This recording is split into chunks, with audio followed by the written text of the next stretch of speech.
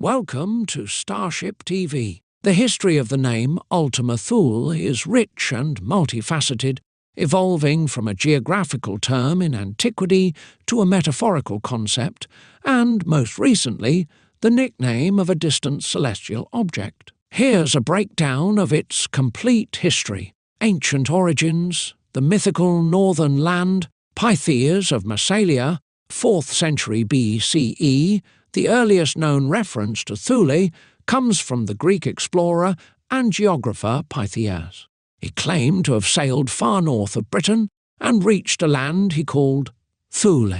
His accounts, though influential, are only preserved in fragments quoted by later writers. Descriptions of Thule: ancient writers described Thule as a remote northern island, often associated with extreme conditions like a frozen sea, perpetual daylight in summer, and no darkness in winter. Some accounts even spoke of a strange mixture of sea, air, and a viscous substance. Location uncertainty: the exact location of Pythias's Thule has been debated for centuries. Various candidates have been proposed, including Iceland, Norway, specifically Smola, the Shetland Islands, the Faroe Islands, and even parts of Greenland. The ambiguity likely stemmed from the limits of ancient navigation and the interpretation of Pythias's somewhat fantastical descriptions. Ultima Thule, the Latin phrase Ultima Thule, meaning farthest Thule, was later coined. The Roman poet Virgil used it metaphorically in his Georgics to represent the northernmost limit of the known world. Medieval interpretations and metaphorical usage.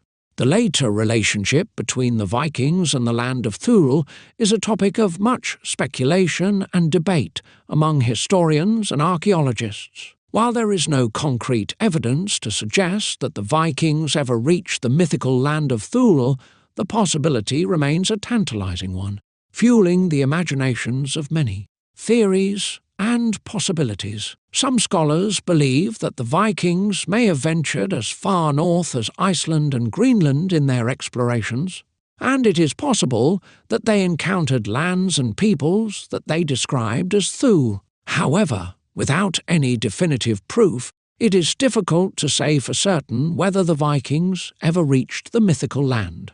One theory suggests that the Vikings may have used Thule as a navigational reference point, using it to guide them on their voyages across the North Atlantic. Another theory proposes that the Vikings may have encountered Thule during their exploration of the Arctic regions, but that they did not leave any written records of their findings. The legacy of Thule. Regardless of whether the Vikings ever reached Thule, the mythical land has left a lasting legacy on the Viking world.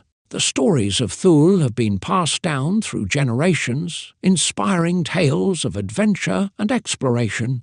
The Vikings' fascination with Thule is a testament to their spirit of discovery and their desire to explore the unknown. The relationship between the Vikings and the land of Thule remains shrouded in mystery. While there is no concrete evidence to prove that the Vikings ever reached Thule, the possibility remains a fascinating one. The stories of Thule have inspired generations of explorers and adventurers, and the mythical land continues to hold a special place in the Viking world. Beyond the known world in classical and medieval literature, Ultima Thule transcended its potential geographical basis and became a symbol of any distant, remote place lying beyond the borders of the known world. It represented the edge of the map, the ultimate frontier of exploration. Identification with real places by the late Middle Ages and the early modern period, as geographical knowledge expanded, Thule and Ultima Thule were often identified with real locations like Iceland and Greenland. Sometimes, Ultima Thule specifically referred to Greenland when Thule was used for Iceland. Literary symbolism: the evocative nature of Ultima Thule made it a popular reference in literature and the arts, often signifying a faraway land, an unattainable goal, or a place of mystery and wonder. The modern era and beyond. Continued literary and cultural presence. The term continued to appear in literature, poetry, and even music, maintaining its aura of remoteness and the unknown. Examples include works by Edgar Allan Poe, Henry Wadsworth Longfellow, and the Australian writer Henry Handel Richardson. Hollow Earth theories and Nazi Germany. Occult influences. Some individuals within Nazi circles, influenced by esoteric ideas circulating at the time, including those potentially stemming from groups like the Thule Society, entertained fringe theories about the Earth's structure. Alleged expeditions, popular mythology, and conspiracy theories often claim that Nazi Germany sent expeditions to Antarctica and other remote regions, possibly including Greenland, in search of entrances to a hollow Earth or to establish secret bases within it. However, there is no credible historical evidence to support these claims. Misinterpretation and conflation, the association of the Thule Society with occultism, and the later Nazi interest in the esoteric have led to a conflation of Thule with hollow Earth beliefs in popular culture and conspiracy theories. In more recent history, the United States has established Thule Air Base in Greenland. Location: northwest coast of Greenland, near the town of Karnak, approximately 75 miles northwest. It is the U.S. Department of Defense's northernmost installation, located about 750 miles north of the Arctic Circle and 947 miles from the North Pole. Operator: United States Space Force, under Space Base Delta I. The 821-stone Space Base Group oversees operations at the base. Host nation: Greenland is a country within the Kingdom of Denmark. The base operates under a defense agreement between Denmark and the United States, initially established in 1951.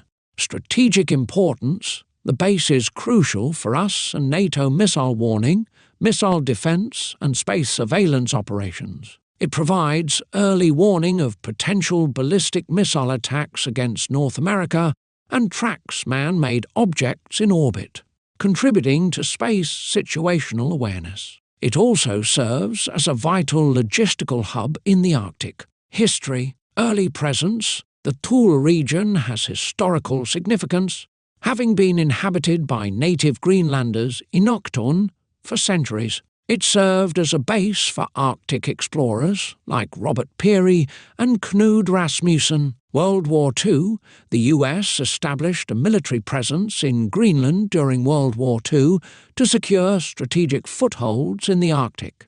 Establishment of Thule Air Base, 1951.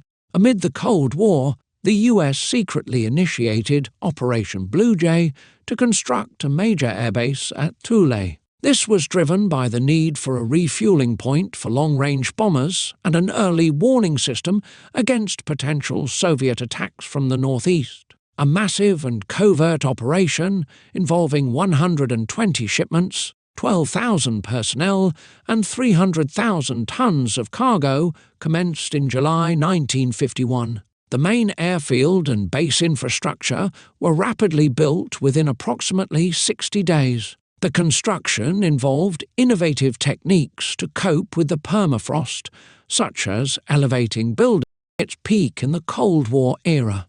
The Arctic region, with its potential waterway, resources and land, have become a place of great interest. As Earth continues coming out of the current ice age, polar ice will melt. The Arctic Ocean will eventually open up a much larger waterway and a longer warm season for ships. It will also make living conditions better further north and south as the polar ice melts. You're watching Starship TV. Be sure to like, comment,